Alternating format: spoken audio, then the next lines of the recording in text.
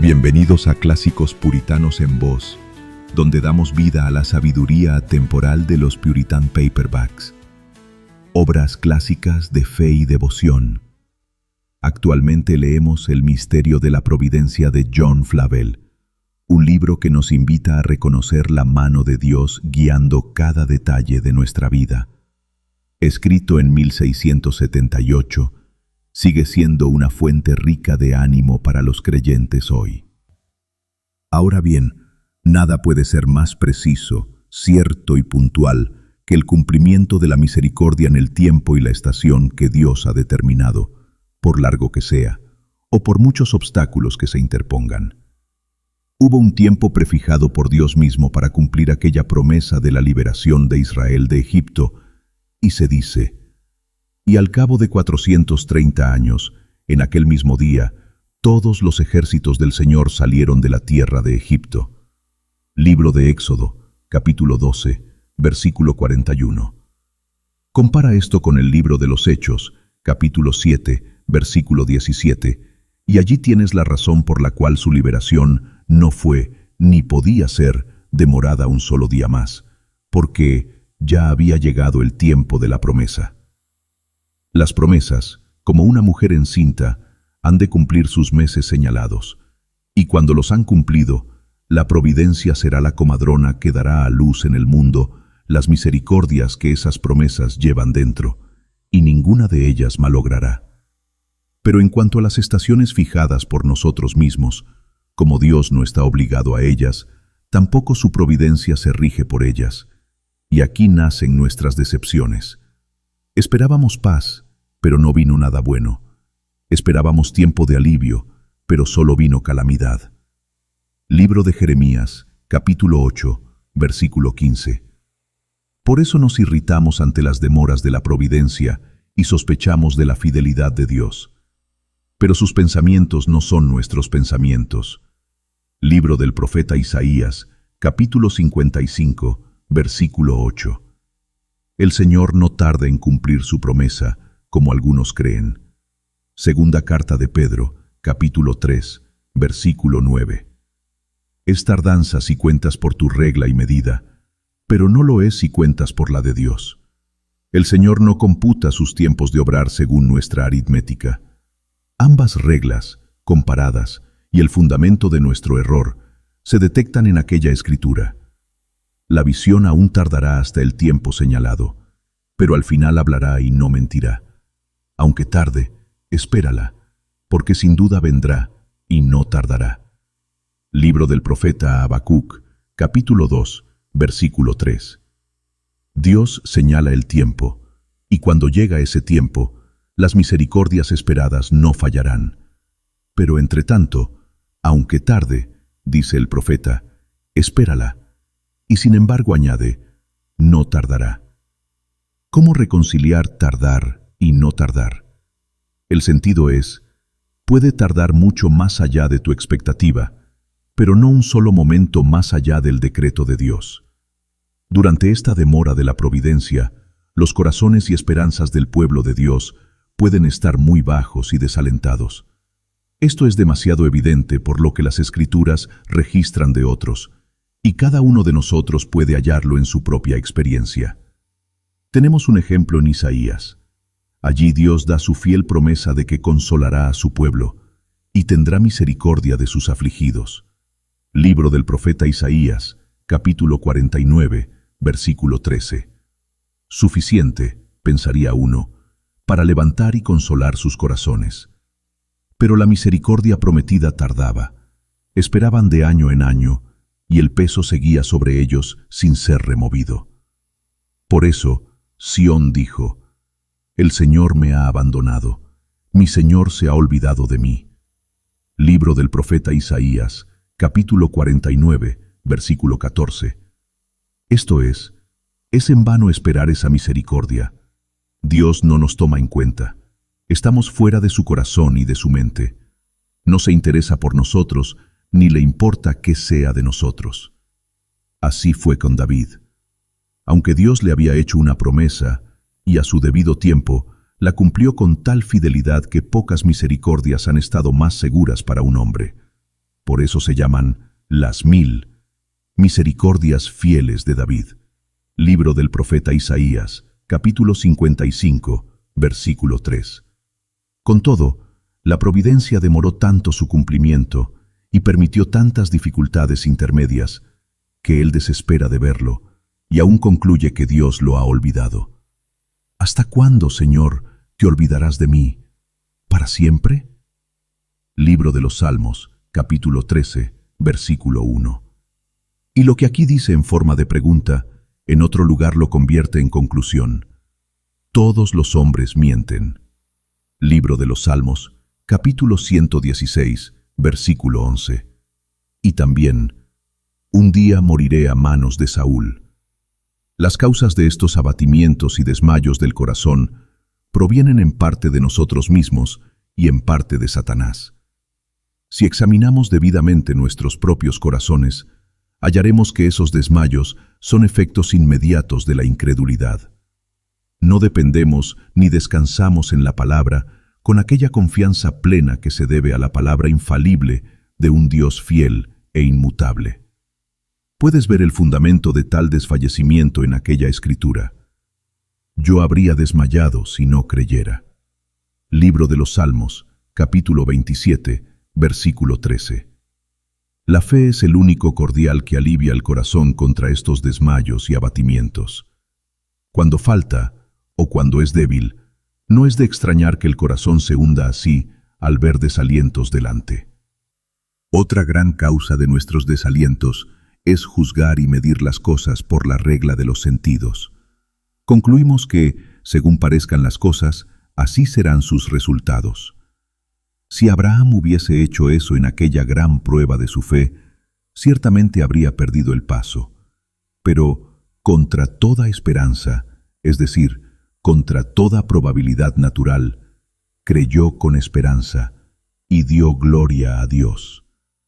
Carta a los Romanos, capítulo 4, versículos 18 y 20. Si Pablo hubiese medido así, habría desmayado bajo sus pruebas. No desmayamos, decía él, porque no ponemos la vista en lo que se ve. Segunda carta a los Corintios, capítulo 4, versículos 16 y 18. Como si dijera, lo que sostiene nuestro ánimo es apartar la mirada de las cosas presentes y visibles y medir todo por otra regla, esto es, por el poder y la fidelidad de Dios firmemente empeñados en las promesas. En todo esto, Satanás maquina contra nosotros. De ahí que tome ocasión para sugerir pensamientos duros acerca de Dios y para apartar nuestras almas de toda confianza en Él y de toda expectativa de Él. Él es el gran sembrador de enemistad entre Dios y los santos. Pregona y exagera las dificultades y temores que hay en nuestro camino, y se esfuerza por debilitar nuestras manos y desanimar nuestros corazones en la espera. Y estas sugerencias ganan más crédito en nosotros porque se ven confirmadas por el sentido y el sentimiento. Pero aquí se lleva adelante un designio desesperado, bajo pretextos muy plausibles, contra nuestras almas. Nos conviene estar vigilantes ahora y mantener nuestra fe y esperanza en Dios. Bienaventurado aquel que puede resignarlo todo a Dios y esperar en silencio su salvación. Para ayudar al alma en esta dificultad, ofreceré algunas consideraciones más. Aunque la providencia aún no te concede las misericordias por las que esperas, no tienes fundamento para albergar pensamientos duros de Dios, porque es posible que Dios nunca te haya dado fundamento para esperar esas cosas de Él. Puede ser que no tengas promesa alguna sobre la cual edificar tu esperanza, y si es así, ¿por qué habría de ser sospechado y deshonrado Dios por ti en un caso en que su verdad y fidelidad nunca fueron comprometidas contigo? Si somos contrariados en asuntos externos y vemos derrumbarse nuestras expectativas de prosperidad, Si vemos ser quitado tal o cual consuelo externo del cual nos prometíamos mucho, ¿por qué ha de culpársele a Dios? Esas cosas te las prometiste tú, pero ¿dónde te prometió Dios prosperidad y la continuación de tales comodidades? Presenta su promesa y muestra dónde la quebrantó. No basta decir que hay promesas generales en la Escritura de que Dios no negará el bien y que esas son cosas buenas que la providencia te niega, porque esa promesa, Libro de los Salmos, capítulo 84, versículo 11, tiene sus limitaciones. Se limita expresamente a los que andan rectamente. Te corresponde examinar si has andado así antes de contender con la providencia por su incumplimiento. Ah, amigo, escudriña tu propio corazón, reflexiona en tus caminos. ¿No ves tantas grietas en tu integridad, tantos desvíos de Dios, tanto en corazón como en vida, que podrían justificar a Dios no solo en negar lo que esperas, sino en quitarte incluso lo que disfrutas? Y además de esta limitación respecto al sujeto, esa promesa está limitada, como todas las promesas relativas a cosas externas, en la materia, es decir, en las cosas prometidas, por la sabiduría y voluntad de Dios, que es la única regla por la cual se distribuyen a los hombres en este mundo. A saber, tales misericordias, en tales proporciones, como Él juzga necesarias y más conducentes a tu bien, y dadas en tales tiempos y estaciones que son de su designio, no del tuyo. Dios nunca quedó bajo un vínculo absoluto e ilimitado para darnos consuelos externos, y si somos decepcionados, no podemos culpar sino a nosotros mismos. ¿Quién nos mandó esperar descanso, comodidad, deleite y cosas semejantes en este mundo? Él nunca nos ha dicho que seremos ricos, sanos y descansados en nuestras moradas. Antes bien, a menudo nos ha dicho que debemos esperar aflicciones en el mundo. Evangelio según San Juan, capítulo 16, versículo 33. Y que es necesario pasar por muchas tribulaciones para entrar en el reino de Dios. Libro de los Hechos, capítulo 14, versículo 22. Todo lo que Él se ha obligado por promesa es a estar con nosotros en la tribulación. Libro de los Salmos, capítulo 91, versículo 15. A suplir nuestras necesidades reales y absolutas. Cuando los pobres y necesitados busquen agua y no la hallen, y su lengua se seque de sed, yo, el Señor, les responderé. Yo, el Dios de Israel, no los abandonaré. Libro del profeta Isaías, capítulo 41, versículo 17. Y a santificar todas esas providencias para nuestro bien al final. Y sabemos que a los que aman a Dios, todas las cosas les ayudan a bien, esto es, a los que conforme a su propósito son llamados. Carta a los Romanos, capítulo 8, versículo 28. Y en cuanto a estas cosas, ni una sola letra ha fallado jamás, ni fallará. Si dices que has esperado por largo tiempo en Dios por misericordias espirituales para tu alma, conforme a la promesa, y aún así esas misericordias se demoran, y tus ojos desfallecen esperándolas, te ruego que consideres seriamente de qué clase son esas misericordias espirituales por las que has esperado tanto. Las misericordias espirituales son de dos clases. Unas pertenecen a la esencia, al ser mismo de la nueva criatura, sin las cuales no podría subsistir. Otras pertenecen a su bienestar y al consuelo del hombre interior, sin las cuales no puedes vivir tan animado como quisieras. Las primeras son absolutamente necesarias y por eso se ponen bajo promesas absolutas, como se ve.